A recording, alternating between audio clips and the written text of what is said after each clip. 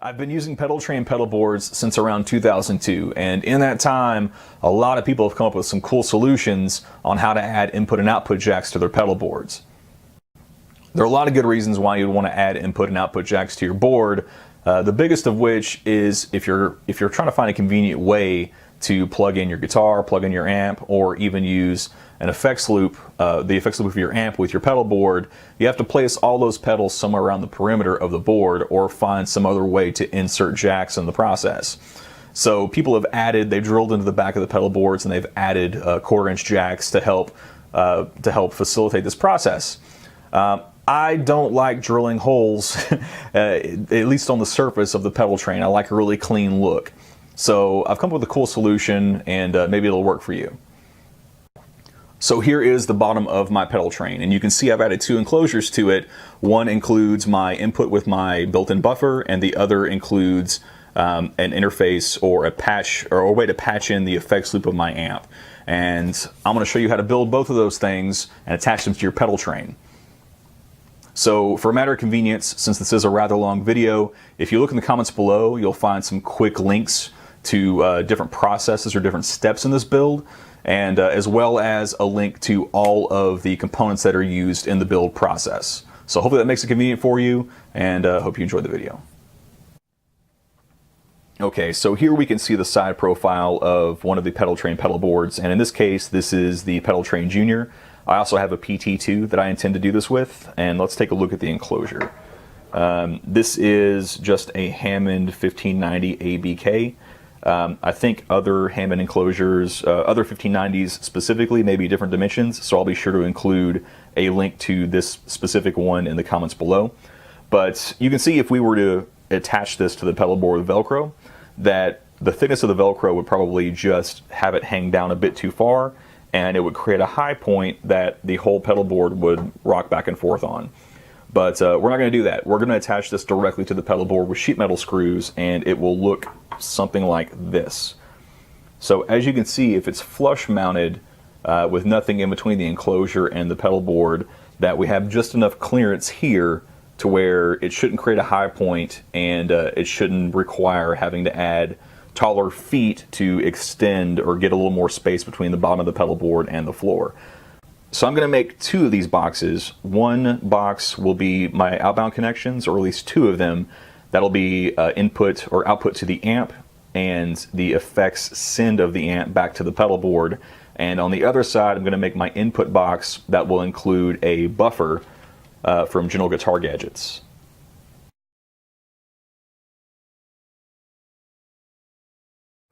So now that I have some masking tape on the enclosure, I can make better marks on for drilling. Let's go ahead and find a way to fit all of these jacks into this enclosure. And what I typically do is just sort of clamp them onto the side like this to get an idea of fitment and spacing. And I'll go ahead and do that with all the jacks now.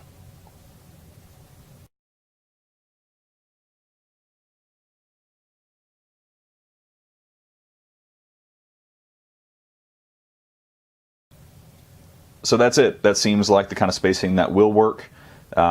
Our non-shielded jack, the reason why we have to use one of these is we have to find some way to get ground from our signal wires into the box for shielding. So that's why we have 3 plastic jacks, the switching jacks, and 1 non-switching normal metal body jack. So that one's always kind of the odd one to space. These plastic, and it kind of comes in handy that we have to use one of these because the plastic switching jacks have, the bodies of these are actually quite large. So if we had to fit 4 of those in here, it could get kind of tricky. But thankfully we have a requirement to have 1 of these to get ground in the box, and that makes the spacing a little bit easier.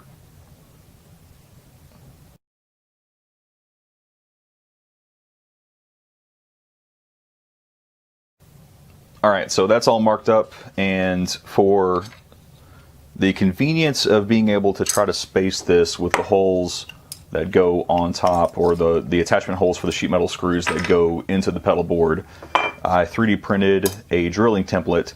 And something to keep in mind, that the enclosure that I'm using for this is actually wider than the rails for the Pedaltrain pedal board. So let's kind of get that up here and give you a shot of what I mean by that. So if we set the Pedaltrain Junior in here, let's see which way we can orient this with the camera. The enclosure is wider than the rail, so we're going to have to offset the holes, the mounting holes for this, just a little bit. You don't want to put it perfectly on center, because if you put it perfectly on center, it's way too close to the inside of this rail. That is, if you put the enclosure flush with the outside to keep it a little bit cleaner and not have this sticking out of the side of the pedal board. So if you drill the holes in the center of the enclosure, you're going to kind of interfere with this rail, and you're probably not going to be able to mount it perfectly flush with the edge of your pedal board.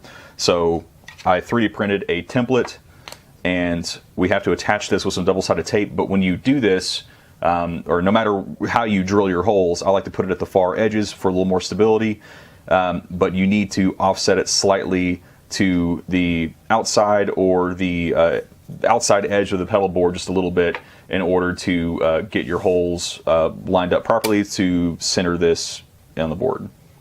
So now that everything is marked up and the template is attached, just to make sure that we haven't made any incorrect calculations here, we go ahead and apply it to the pedal board and make sure everything is where it needs to be.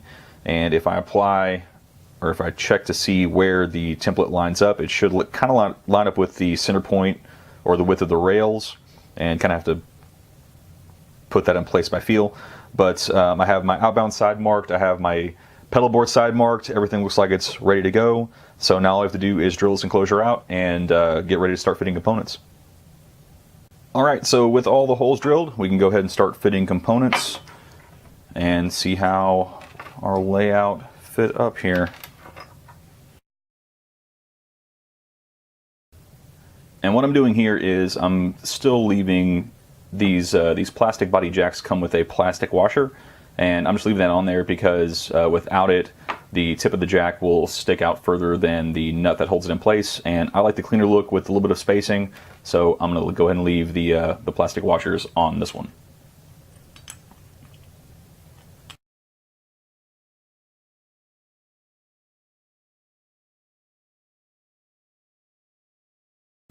Alright, so as I said, the spacing in this enclosure is extremely tight.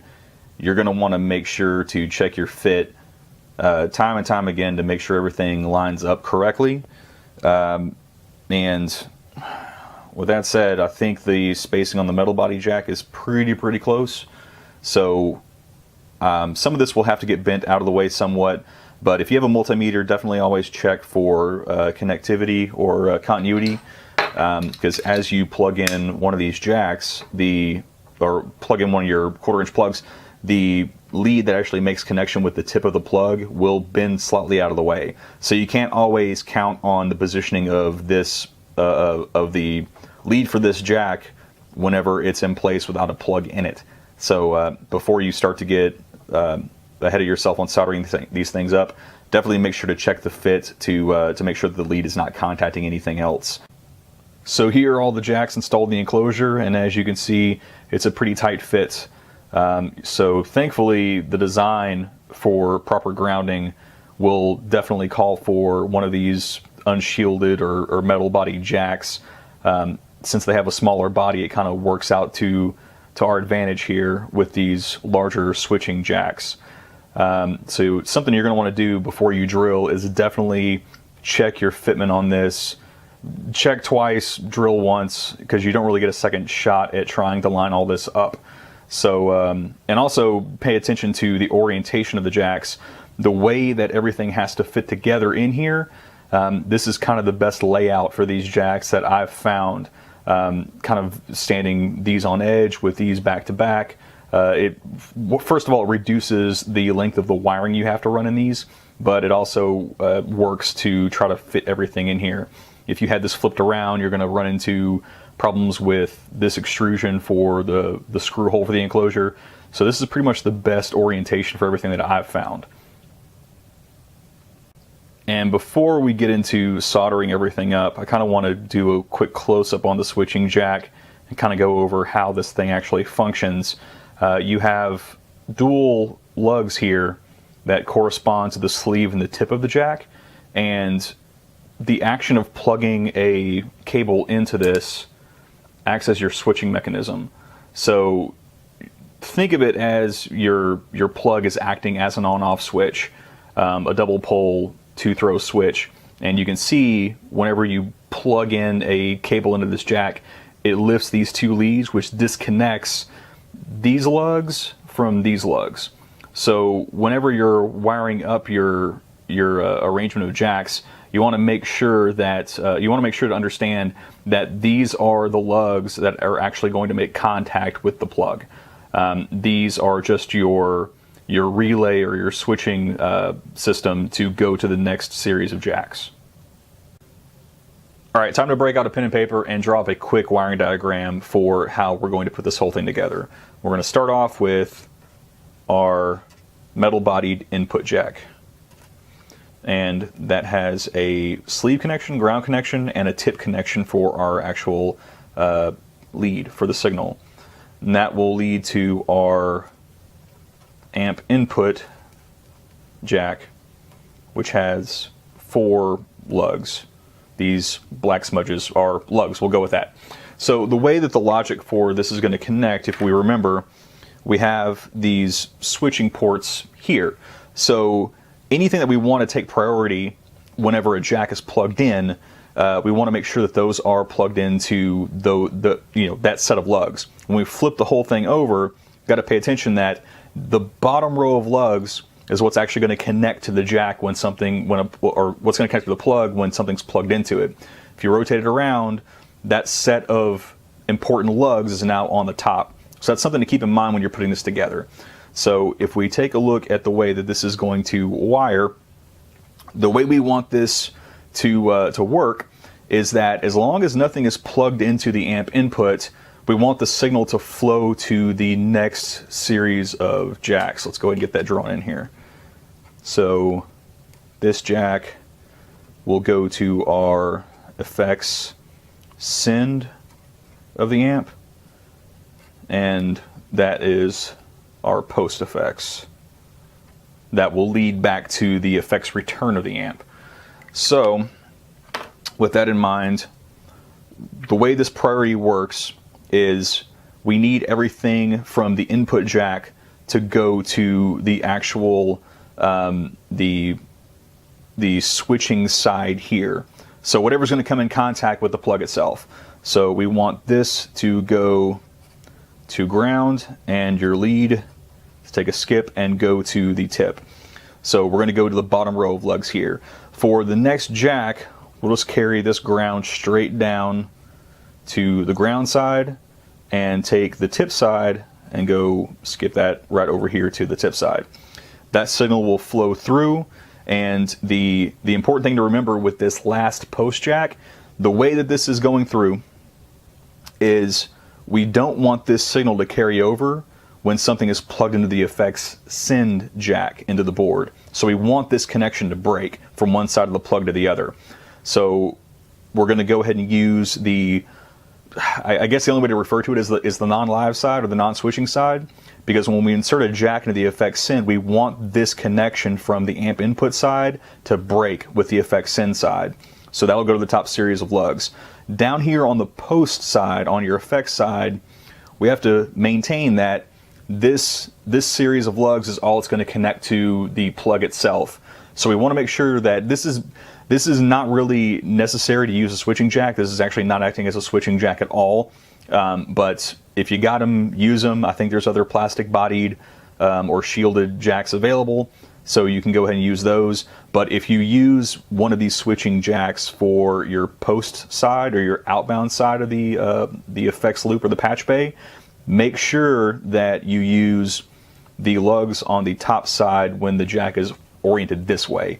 If not, whenever you actually plug a cable into this, that connection is going to be broken. Nothing's going to actually contact the plug itself, and the result will be no signal.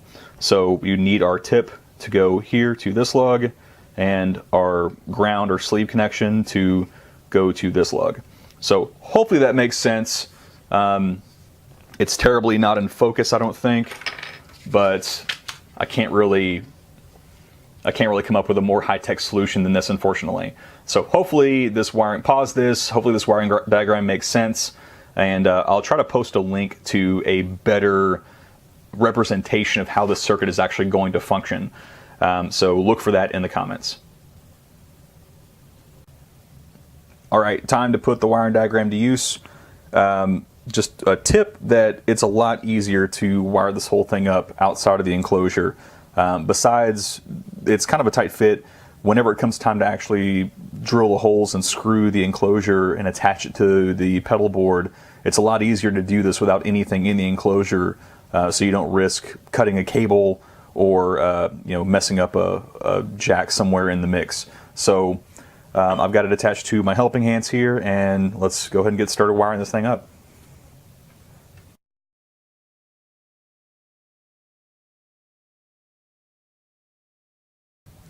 All right, something to keep in mind, if you're going to go ahead and solder everything together while it's outside of the enclosure, you want to constantly, if you're doing this with a set of helping hands or doing this on a desktop or something, you want to make sure that you keep the orientation of the jacks in mind with the way that they're going to have to fit back in the enclosure, and you don't want to cut your wires too short.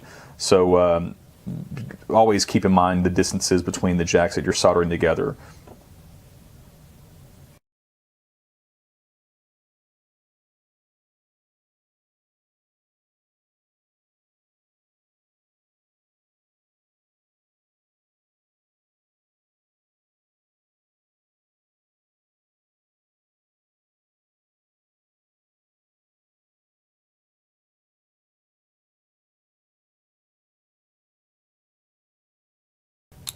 All right, and that's all there is to it.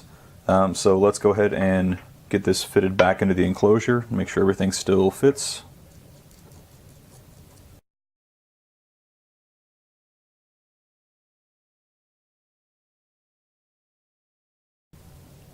All right, so there it is. Everything is in the enclosure with more than enough wire to spare, and yeah, everything fits in there pretty well. Could have cut these leads quite a bit shorter, but trying to film things and do things on camera usually leads to over-exaggerating what you actually need to complete a build. So keep in mind what I said earlier about your spacing and making sure that things making contact. These two lugs are quite close, and usually we can just resolve that by kind of turning one jack at a 45 or so. You know, you kind of have to move some things around in this enclosure just to make sure that everything you avoid making contact between different lugs of different jacks. And don't be afraid to get in there with a pair of pliers and bend a lug out of the way. You know, professional amp builders forever through the history of time have done that. So don't feel too bad about having to alter something from its original factory designated location. All right, so now to take a look at the input side of the pedal board. I've already got my enclosure taped up and marked with what's going to be the input side and what's going to be the output side. And so now I need to mock up the components, the jacks and everything else on or inside of this enclosure to make sure my spacing is good. So I've got my board that I've already populated with all the components, and both my input and output jacks, my power jack, and the template, which will just get taped into place. But first, let's go ahead and fit all the jacks and the board in there, and we'll be using this plastic standoff that comes in the General Guitar Gadgets buffer kit. So yeah, we'll go ahead and get all that mocked up now.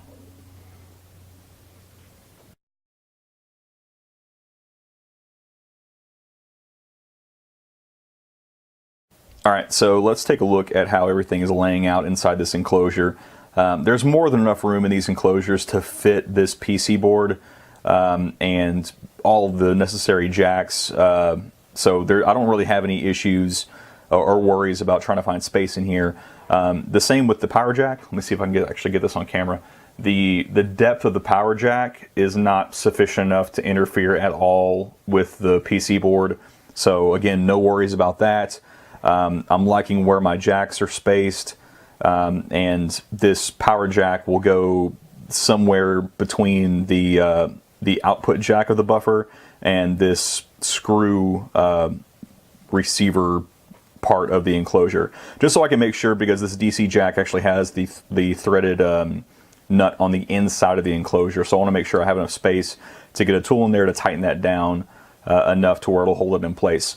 The jacks, the spacing I like where that is going, and keep in mind that this is the side that's going to face the outside of the pedal board. This is going to face the inside of the pedal board. So I want both my power jack and my output for the buffer circuit on this side, which means the only other place where the PC board can go is up against the outside of the enclosure, or what I'm determining to be the outside of the enclosure based on where it's actually going to fit on the pedal board itself.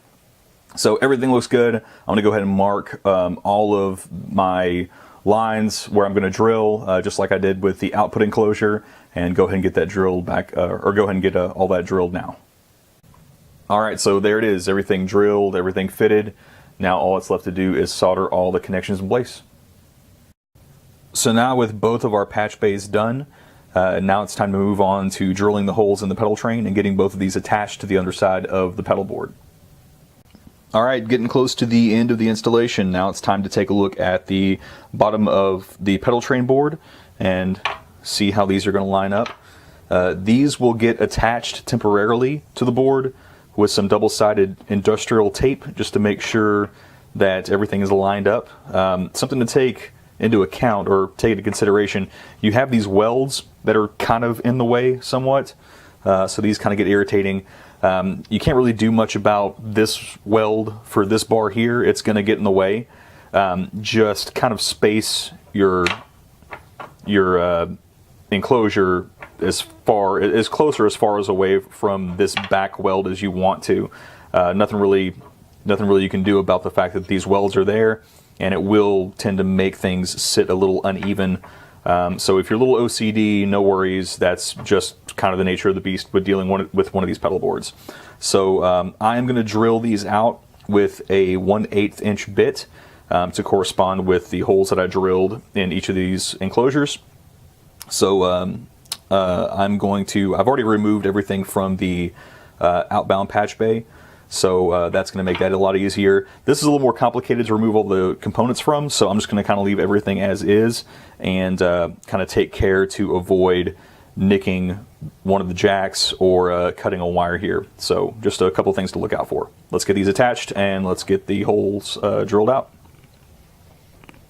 Double-sided tape attached, and I'm going to use this to hold everything in place while I drill the holes.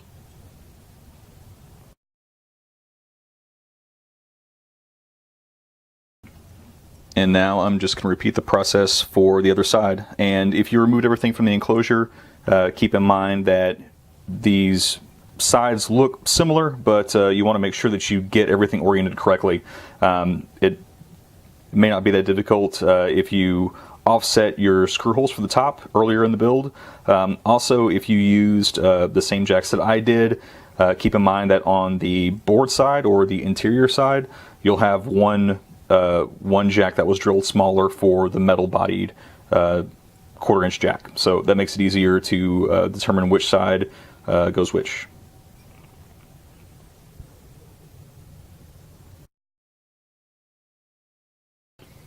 And before you get everything screwed down, you're going to want to take the enclosures off and make sure you blow out any metal shavings that ended up in the enclosure from the drilling process. This is pretty much important for this since this is a live circuit with 9-volt going to it. So you'll definitely want to make sure that there's no metal shavings in this box. Now to finally get these attached to the board, all I'm using are some number 8 1/2 inch screws.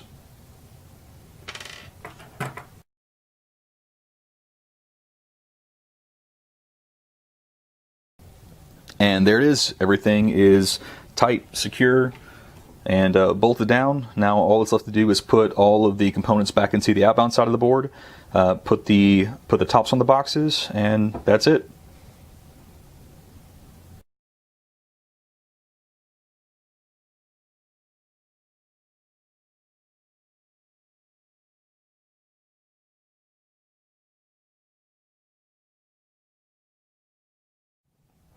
So that's all for this build video. Standard YouTube rules apply. If you liked it, hit the like button. If you disliked it for whatever reason, hit the dislike. I don't mind, but please leave a comment if you felt like something in the video wasn't explained clearly enough, or if, I know some things were out of focus, some things had to be shot at some weird angles.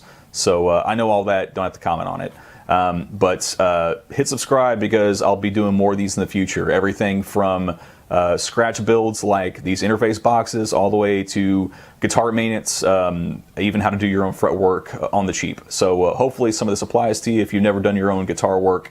There's never a better time to get into it with all the content that's on YouTube, and I will do my best to try to highlight some of the things that work for me.